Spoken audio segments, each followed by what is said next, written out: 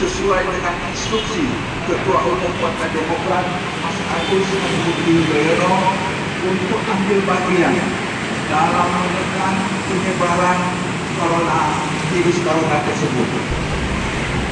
Untuk itu kami membagikan APD, masker, hand sanitizer serta penyemprotan disinfektan kepada masyarakat, fasilitas umum, masjid, fasilitas kesehatan dan sekolah-sekolah.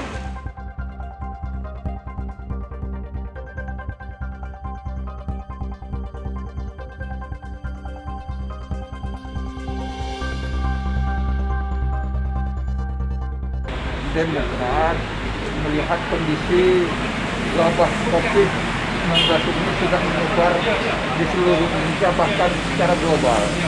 Jadi Partai Demokrat merasa prihatin dan ingin ambil bagian untuk menekan penyebaran virus corona ini.